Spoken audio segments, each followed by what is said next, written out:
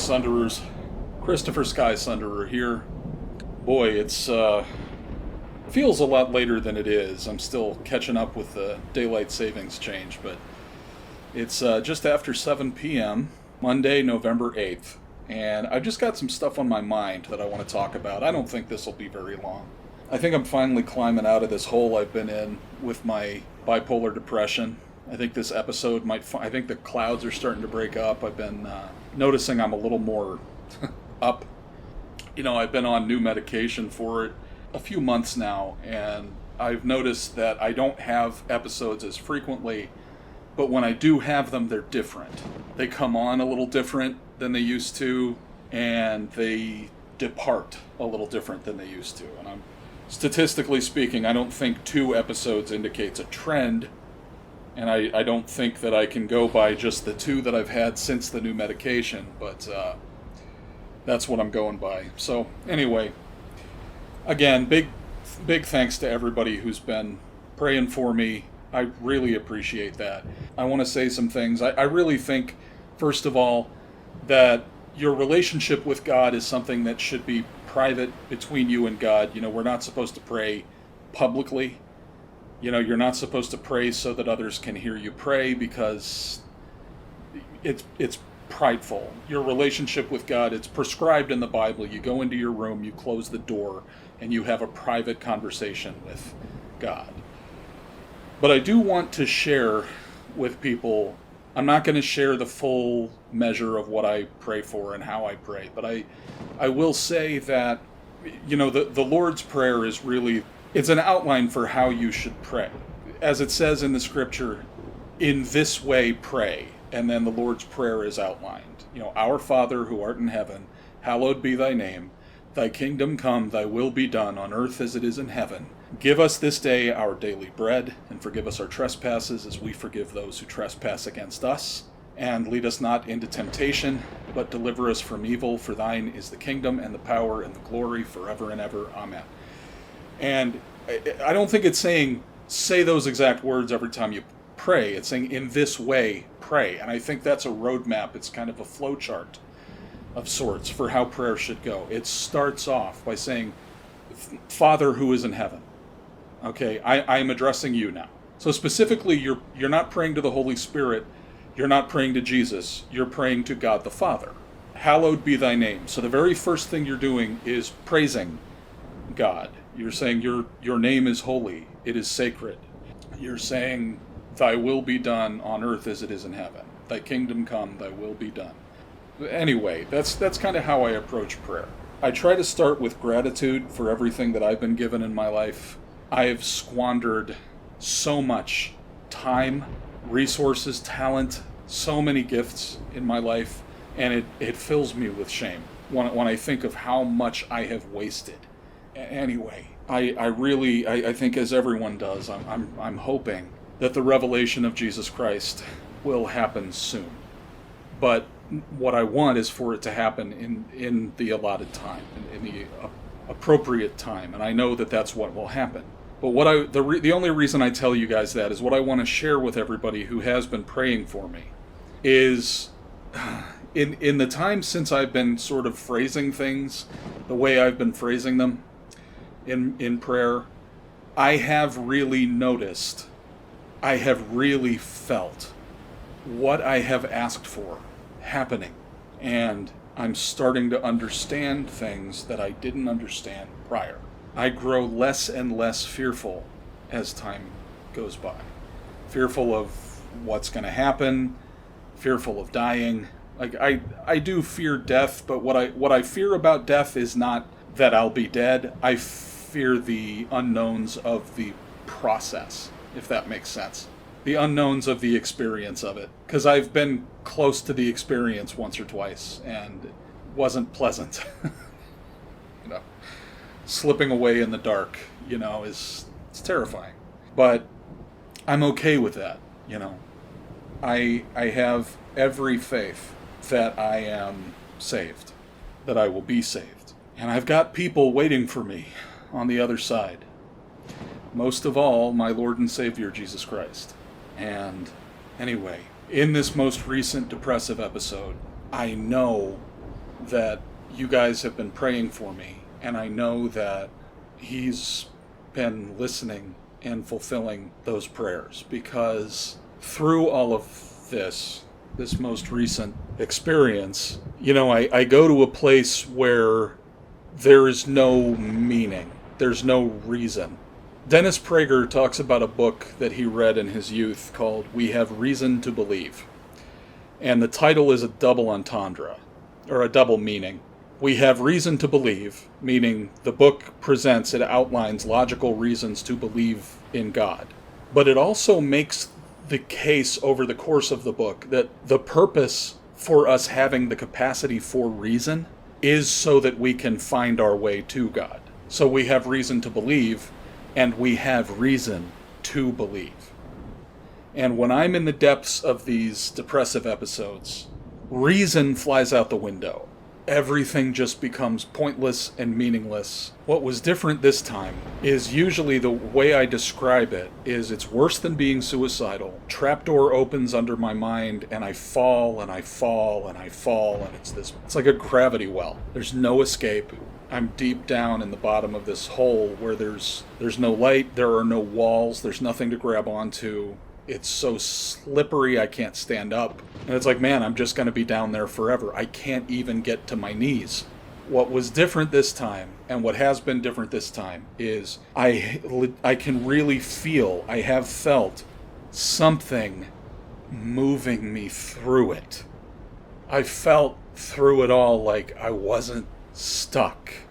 I knew that, yeah, this will end. And usually I don't know that. Usually I'm thoroughly convinced it's never going to end. And even if it does, I'll just end up back there at some point. It wasn't like that this time. It hasn't been. Something was moving me, had picked me up, and was carrying me through, and it wasn't me. It was not me. It reminds me kind of my favorite David Cross joke. David Cross is somebody I don't agree with about anything, politically or socially, anything, but I do think he's extremely funny. One of my all-time favorite jokes about Christianity, actually, is a David Cross joke. And he tells this joke how he was in a hotel when he was on the road, and he said, so I went into the bathroom of the hotel and I noticed on the wall there was this framed painting of a beach and this guy walking along the beach. And there was a poem called Footprints. He's like, have you heard about this? And he's like, so the poem basically outlines this guy who's looking back, walking along the beach, and he's looking back over his footprints, and it's a metaphor for his life. And he's walking with Jesus, and he notices that there have been two sets of footprints, but he notices that whenever he was going through his hardest, most difficult times, there was only one set of footprints. And he turns to Jesus and he's like, what's with that? And Jesus smiles at him and says, well, my son, it was during those times that I was helping one of the other 7 billion people on the planet, you selfish fuck. Yeah, you stubbed your toe getting out of bed in the morning. It's not a fucking emergency. Grow a backbone.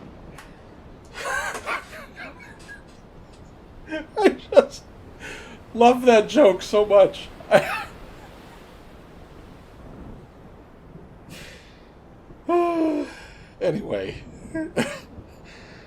Anyway, yeah. So I wanted to thank everybody who's been praying for me, and I wanted to let you know that I think I've really felt the effects of that, and I appreciate it.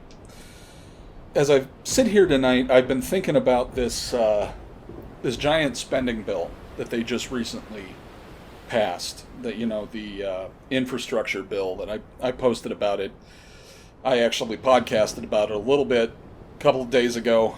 And Lisa, who's a listener to the show, shared a post on Facebook, giving the relative, giving ways of picturing big numbers, specifically million and billion. And it got me thinking. I think it's a good way of looking at it. Originally this infrastructure bill reconciliation bill, whatever they're calling it this week. The Democrats were shooting for, I think it was $3.8 trillion or 3.9. Now, they already passed earlier this year a $3.7 trillion bill. This one, because the administration has been an utter disaster, they know they're going to get blown the fuck out next year in the midterms. So they keep, it's like I said, it's like ballast off a sinking ship. They just kept dumping things off this bill, and it kept getting smaller and smaller until they finally passed it. 13 Republicans voted with it, and believe me, we are going to deal with those guys. I've got something in the works. But I just wanted to give you guys, because it's like, it drives me crazy. The national debt and the Federal Reserve and the out-of-control printing and spending of money, inflation, quantitative easing, stimulus, relief package, whatever they want to call it, it's inflation. And what it really is a tax. It's a way for them to steal wealth from you without you even realizing they've done it. The reason everything at the store and the gas pump and your energy bill and everything is getting more expensive, it hasn't actually gotten more expensive. Your money has just gotten less valuable. Your money has less purchasing power because every time they pass one of these bills, they print the money to pay for it. And they're actually being so brazen now as they're going out and saying, like Biden has said it, Pelosi has said it, it doesn't cost anything. Jen Psaki has come out and said, oh, these bills aren't going to cost anything. That's what they're telling you it means when they print the money. It's not going to cost you anything. Bullshit. The United States dollar is a Federal Reserve debt note. Every one of those that they print is a unit of debt that we owe the Federal Reserve. So the more of them they print, the more we owe the Federal Reserve. And yes, it is bullshit. It is a bullshit scam. I will tell you, anyway, before I get into all of that, I'm not going to belabor this. I've already talked about this ad nauseum. But I just want to, they keep the media and everybody, they throw around trillion like it's nothing, right? And I want to give you a way of picturing it. And this post that Lisa shared gave me a great idea, right? So rather than do what people typically do, where they say, like, if you had a stack of $1 million, of 1 million singles, right, it would be this high, and if you had a stack of 1 trillion singles, it would reach to the sun and back, right, stuff like that. I'm not going to try to put it in those terms. I'm going to use something that I think hits closer to home if we're talking about money and currency and value. Because there is a currency, there is a form of capital that we all deal in every day of our lives that is more precious to us than any money. It's more precious to us than any physical possession of any kind, and that's time. Time is your most precious commodity. Time is a commodity, it is a form of capital that we all have a finite portion of. None of us knows how much we have, and you have to spend it at a constant, unbroken, continuous rate day after day after day. And so we all feel the keen sting of spending our time every day. And the older you get, the more acutely you feel it. Remember when you were a kid and it felt like summer vacation was never going to arrive? But now if you're an adult, and let's say you have kids, and they're getting home from school on the last day before summer vacation, you're like, oh my God, is it summer vacation again already? That's not in your imagination. That is not, you legitimately do feel the passage of time speeding up as you get older. The older you are, the faster time seems to move. Is time actually moving faster? No. But it does not matter because the way your brain perceives time, it might as well be moving faster for you. And the reason is, the way we perceive time has a lot to do with the way our brains process information into memory. Here's what dreaming is, so far as the most recent research suggests. Your brain is constantly scrubbing new memories, like new memories and new experiences, recent memories, against all of your old memories. Why does it do this? It's intercomparing new recent memories against your entire memory bank of old memories. Why does it do that? It's looking for patterns. Human intelligence, as far as the brain is concerned, all boils down to pattern recognition. This is how you build the phenomenon that we refer to as intuition.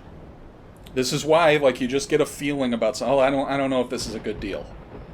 I don't think that's a good idea. I think that party is going to suck. I'm going to avoid it. Stuff like that. And you're not really sure why you're getting that impression. You might try to game it out and because of this and this and this, but you're not really sure. You just have a feeling. That intuition is because your brain is constantly in the background comparing your memories, looking for patterns, looking for things that repeat. And when it finds things that repeat, it codes those things in, and it feeds you that information in the form of vibes, feelings, impressions, intuition. Now, for reasons we don't know, sometimes when you're sleeping, you enter into a state where some conscious brain activity becomes activated, and it causes your brain starts looking for sensory information, which causes your eyes to start darting around, what they call rapid eye movement. And this is the stage of sleep called REM sleep, rapid eye movement. And when that happens, the only information that your brain consciously gets, that conscious portion of your brain gets, is it sort of peeks in behind the curtain at the constant memory comparisons going on of recent memories against old memories to look for patterns. And since this is what your conscious brain does, it thinks in terms of narratives. It interprets what it's seeing as if it's something that's happening in the here and now. This is why in dreams you get locations, people, events overlapped on top of each other. You're literally watching the process. Your conscious brain functions are peeking behind the curtain at the process of your intuition being built and fortified, and interpreting it as if it's something happening. That's the most recent thinking, not the final word. There's no such thing as a final word in science. This is a big thing we're going to talk about at some point, with people always... Everybody thinks whatever the most recent thing is the scientists said is the final word on whatever. And that's not how science works, okay? It's, at one point your face would peel off if you went faster than 50 miles per hour, okay? I'm just saying. My point is, time, your brain in the background is constantly comparing new memories to old memories. And what that means is your brain is constantly got the drawers open, rummaging around in all your old memories. So it is constantly interacting with the full scope of all of your experiences. It's a background process. But what that means is you always have this kind of background impression of the full span of your life. And the way this impinges itself onto your day-to-day experience is when you're 10 years old, the last year of your life represents 1/10 of your total memory banks.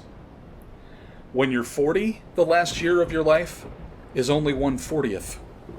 And that background interaction of your subconscious brain processes with the full banks of your memories, working on your intuition, which your brain is constantly doing, gives you the impression that time is becoming more rapid. Time is speeding up as you get older. So, if you lived to be 100,000 years old, do you realize what that would mean? Let's say you're the one person on Earth who gets to live to be like 200,000 years old. You wouldn't have friends anymore. You, as people were born, lived their lives, and died of old age, you would basically be seeing them explode in and out of existence. Like popcorn going off all around you. People's lives just bursting, flashing like fireworks around you, right? Anyway.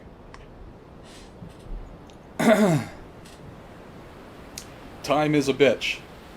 That's why I think heaven and the hereafter needs to be a place that exists outside of time, because I think that would be kind of kind of a personal hell, if we were still temporal beings and in an eternal space. But anyway, so since we all have this intimate familiarity with the currency of time, to help you appreciate more readily how much money they just spent, I'm going to put it in time terms, okay?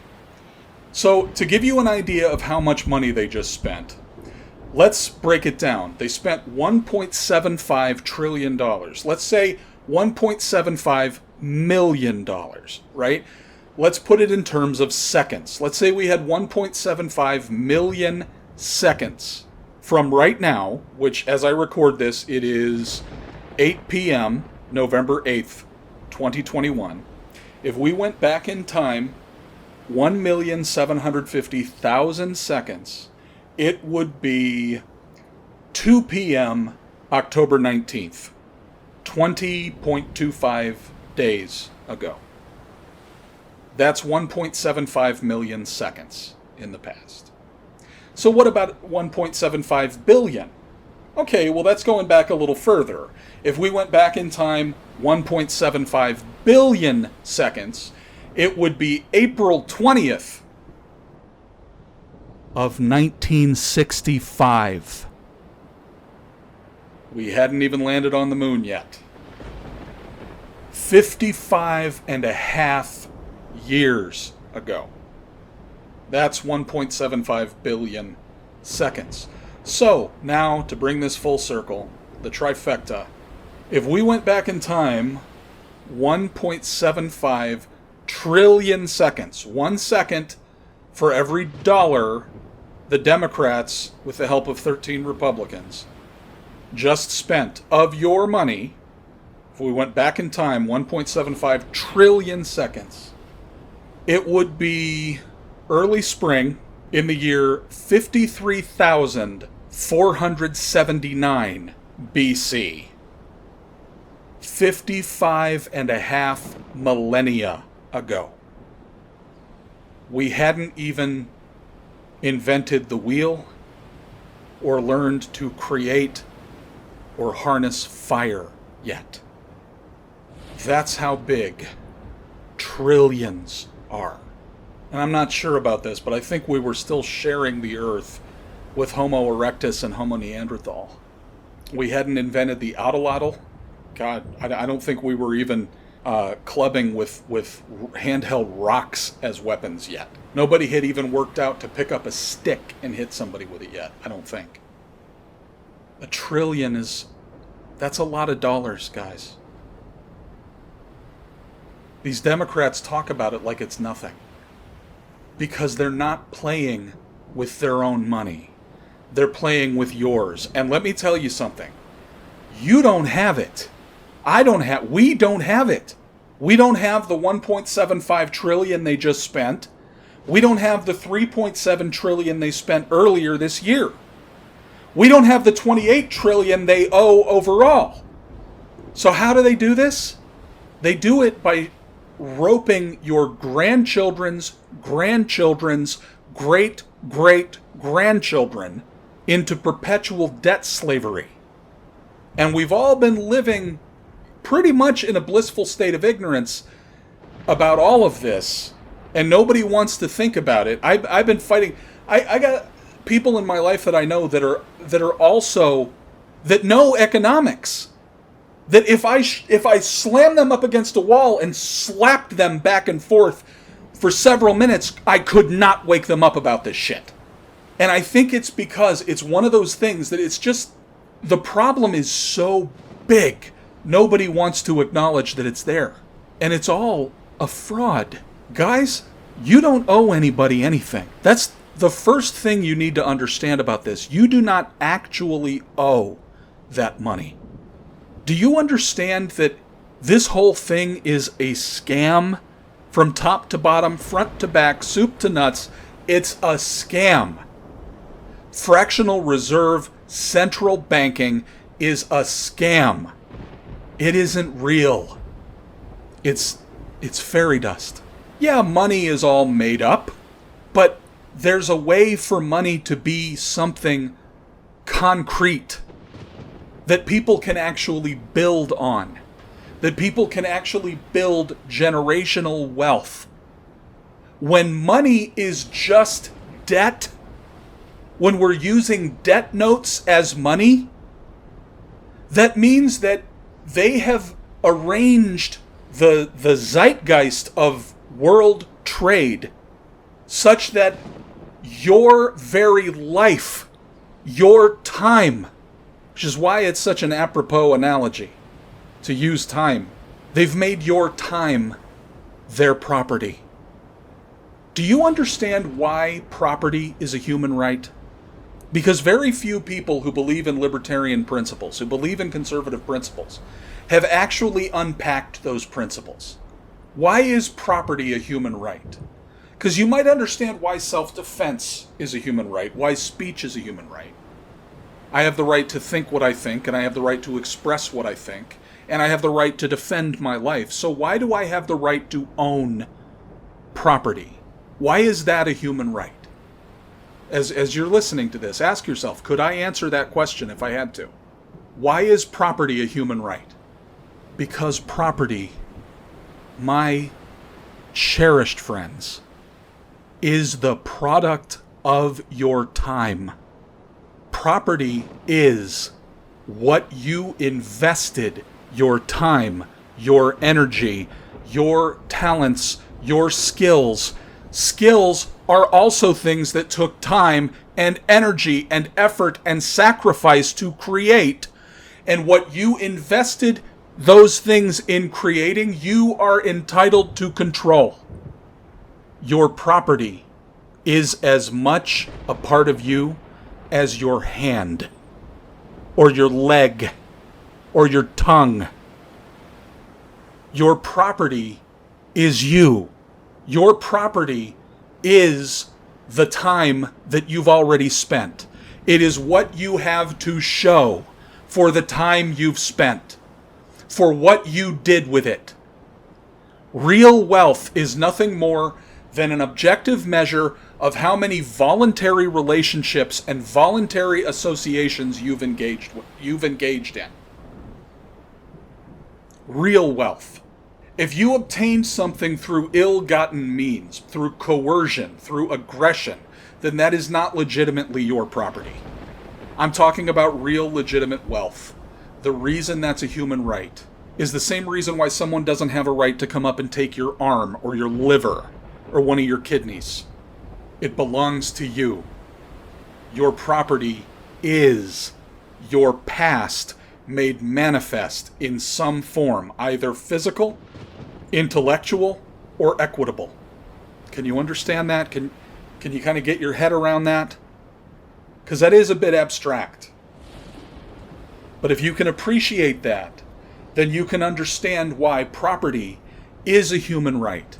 And why just because some assholes in Congress in 1913 passed the Federal Reserve Act did not ever entitle them to be able to just claim that all of your property and any trade and voluntary interactions that you engaged in with that property was then chaining you to debt to a private bank that had exclusive privilege to government-backed aggression. They never had the right, they never had the proper authority to establish this. The Federal Reserve Act, and indeed the Federal Reserve, is null and void because the government does not have the right to do that. No one does. It's important that you understand that because, as I've been trying to tell people, and like I said, even economists that I know, I have not been able to wake them up to this. Now, there are some economists I know who are on the same page as I am.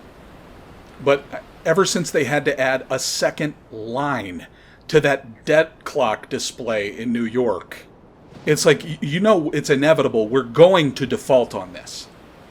The dollar will collapse. It's inevitable. You cannot just keep throwing the dice and hope the mob never shows up, takes you away from the tables, and takes your thumbs. That you can't just keep doing that. Our government doesn't understand that because our government officials, Well, they don't understand much. I would be willing to bet you that if you had a gun to their head, most of the people serving in Washington right now as public representatives would not be able to explain to you how the Federal Reserve works. Most of them probably don't even know that it's not actually a federal institution, any more than Federal Express is. But one of the best kept secrets of Washington is these people aren't really very bright to begin with, to quote Tucker Carlson. You know, when the United States was a new country, other nations around the world were flabbergasted by how wealthy we were becoming. They couldn't believe it. And it's because we had our own monetary system, and every single unit of that money that we produced represented a certain portion of something tangible and real. At that point, it was silver. Eventually, it was silver and gold. And then eventually, it became just gold. Now you understand, and I'm going to do a whole episode eventually on cryptocurrency, because I think it's very important for everybody to understand how that stuff works, if for no other reason than to really understand how you can build wealth going forward. Because cryptocurrency is almost perfect money. Almost. Some of it. Some of it is really dangerously not. But anyway, that's just the stuff that's been on my mind tonight, and I wanted to share that with you guys. It really is, and you know, my dad, brilliant economist, he had a whole other way of looking at numbers and math from anybody that I've ever known. He could do like super long math equations in his head without a calculator. But he always, he was so utterly disgusted by anybody who didn't appreciate the value of things. Okay, so whenever I see people being wasteful of anything, I always, makes me cringe a little bit, and I just find it particularly disgusting when someone's being wasteful with other people's money. And this is part of why I find government officials so fucking intolerable, because they have no appreciation of anything. Nancy Pelosi, for example, saw absolutely no problem whatsoever standing in her gourmet kitchen in front of her $24,000 stainless steel freezer, eating a $10 ice cream bar to show people, from her palatial mansion, why lockdown isn't so bad. As everybody's out of work, and it's, oh, God. I really don't want to go off on this. Anyway, that's all I got for tonight, guys. Just something to think about. The dollar is going down. That's inevitable. These people in our government are going down. That's inevitable. The trick is, how do we not go down with them? That's what we need to be thinking about. That's what you need to be thinking about. They're tap dancing through a minefield, and they're... Anyway, thanks again to everybody who's been praying for me. I really do appreciate it, guys, and we'll talk again soon. Mr. Yang, your signature policy is to give every adult in the United States $1,000 a month, no questions asked. That's right. I think that's like $3.2 trillion a year. How would you do that? Sorry?